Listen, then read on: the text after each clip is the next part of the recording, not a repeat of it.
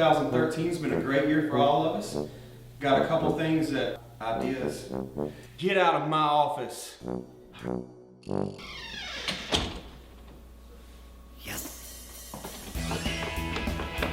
Get into TC Outdoors and get out. Hunting season's here and TC Outdoors has everything you need. TC Outdoors, Northside Drive East in Statesboro, or tc-outdoors.com. Your hunting and fishing headquarters.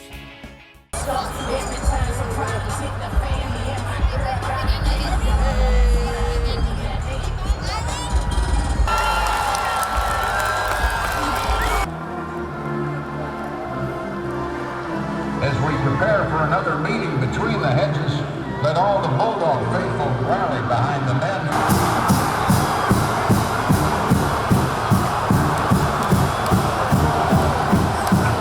How cool was that one? It was pretty cool, but I about got ran over, man. I got these boots on, they got cleats on, so I don't know. That adrenaline, I've ran out on some pretty big stages, but right here in Athens, leading my Eagles out, that was the coolest thing I've ever done, I think. So there we go. Not cleats. We need some cleats in these boots, Willie. Help me out.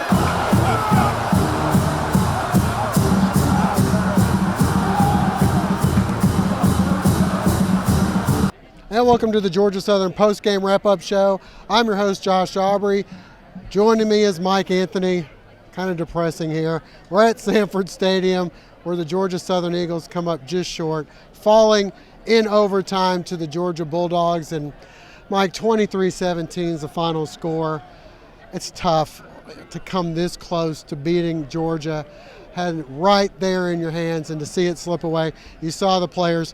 We don't feel much better right now. Well, you know, that's been the MO for Georgia Southern since football's been around in the 80s. It's been getting right up, getting back up, creating something out of nothing. That's what they had to do in just a few short years to even get on the same field with Georgia. In the years after that, when they would come here, yeah, they were a little bit overmatched. Georgia usually had their way with them, but in the last few seasons, the last few times they've played, it's gotten a little closer and closer, having a couple of ball games at the half. And this time, they were there at the half once again, and what do you know, a lead early in the third quarter, carrying a lead into the fourth quarter. So close, like you said. I know that if you'd gone up to any Georgia Southern fan around and said that you could be leading 17-14 in the fourth quarter, they'd have taken it without caring about what happened the rest of the game. Unfortunately, there was the rest of the game. Georgia, to its credit, answering back, getting this game tied up and into overtime, and then just proving to be a little bit better in that extra period. Yeah, the defense for Georgia Southern, it kind of was a little bit like last week at Troy,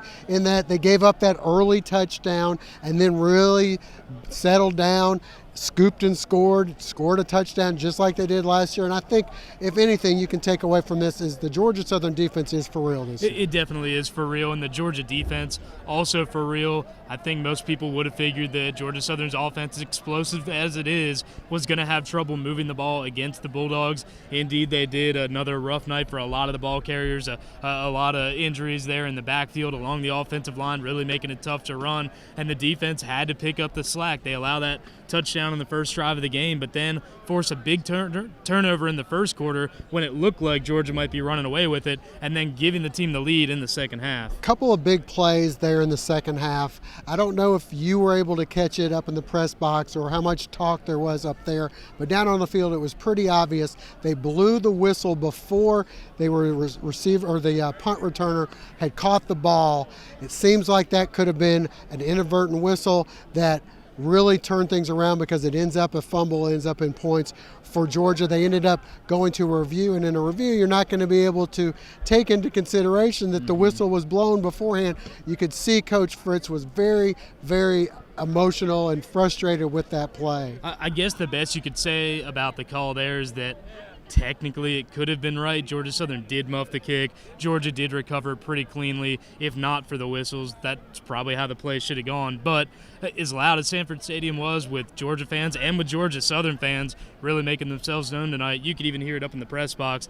That whistle was blown before anybody hit the ground. Another tough play for Georgia Southern was that Coach Fritz was trying to get a review of the play, the touchdown that happened shortly thereafter. He was out on the field 15, 20 yards. They told him that they had already reviewed it. It seemed like it would be pretty tough to review it that quick because it was a touchdown. Then they quickly had the extra point up there. Well, usually they say, timeout, this play is under further review. They didn't say that. It took about 20 seconds, and Fritz was standing right there. But it's not sour grapes at all. Georgia Southern had their opportunities. Yep. They made their own opportunities, really, which is something to be proud of. It's something that they haven't been able to do in the second half of games that they've played up here in Athens before. In the end, though, Georgia made a few more opportunities for themselves, and you really got to hand it to them the way their defense played in that overtime period. Kevin Ellison looked like he got a little bit banged up.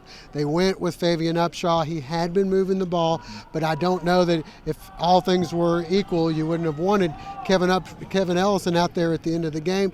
And then you even saw Fabian Upshaw limping around. You had an offensive lineman go down. It was pretty tough. You knew that Georgia's defense was solid, and it looked like they really put a banging on Georgia Southern in this game. Well, of all the games where Georgia Southern looked like the passing game was at least a threat, they didn't rack up the yards, but they were able to make some plays outside the pocket, pick up some first downs through the air and through scrambles off of what were intended to be passing plays. So it looked like they had Georgia a little bit on their heels, at least not enough to stack those 8 and 9 guys in the box. But when one quarterback goes out, when another one's limping, when you're having to run Wildcats, that's the cruel irony of it, is when they call Georgia Southern one-dimensional, as soon as they prove that they aren't necessarily tonight, you take a couple of quarterbacks out of the game and you're right back to just having to run right at what was the teeth of a very good defense. A tough loss. When we come back, we'll hear from Coach Fritz and some of the players. 1, 2, 1, 2, 3.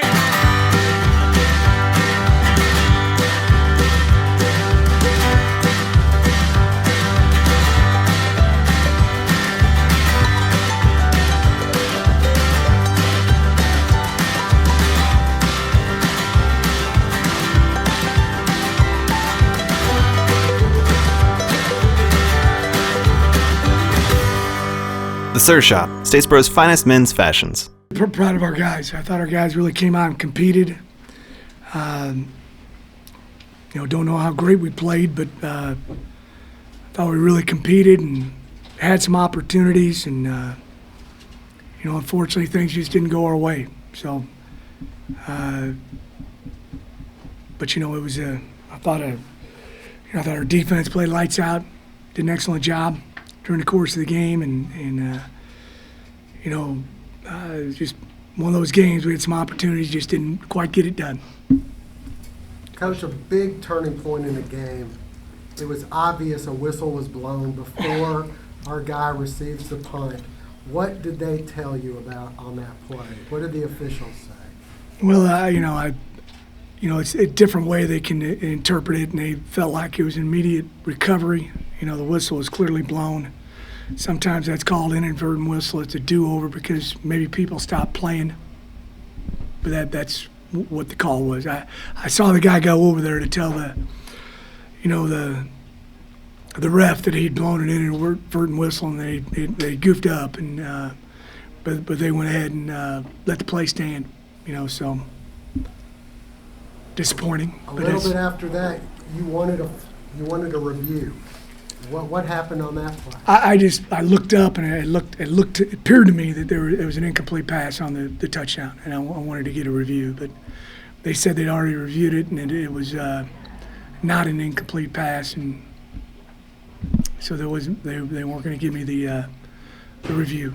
How are the kids handling it in the locker room right now? Oh, they're very disappointed. Very disappointed. We came in here with the intentions to win, and we felt like we could, and had an opportunity to do it, and just didn't quite get it done. There's a lot of guys that are, worried about this play or that play, and that call or this call, head coach included, but it's a whole entire ball game, and we did some good things, and I thought our guys battled. Obviously we had a big size disadvantage, but I thought our guys, really threw it around in there, particularly on the defensive side of the ball, and came really close on a bunch of runs. There's going to be about 5 or 6 run plays where we just didn't quite hit it, and it would have been a really big rip. But, give credit to Georgia for continuing to keep playing and scratching and clawing too. And luckily for me, I got a great group of coaches and managers, trainers, and players, and they'll bounce back. So will the head coach. Yeah, it's disappointing. I got a lot of disappointed guys in that locker room. You know, you come so close to a big victory for not just for our team, but for our program, Georgia Southern University. It would have been so big for so many people, but you know, we didn't make enough plays down the stretch, and it's highly disappointing. Yeah, we came up short tonight. It was a great team out there. We played hard, but you know, at the end of the day, we just didn't win. We're proud of us playing hard, you know, putting up a good fight, and we're just ready to get ready for next week against South Alabama. We played hard. You know, it was tough yards today, but we got them when we needed them, except for at the end, and you know, they made a big stop. It happens like that sometimes. Really just want to get that one for the seniors. That's what really hurt the most, honestly. Just being so close and, you know, being able to almost taste it and not being able to get it for those guys, that's probably what hurts the most with this one. Some drives we look real good. I think the read zone option looked real good against those guys. They're just so fast, very physical. But, I mean, I think we did what we wanted to do on offense, just came up a little bit short.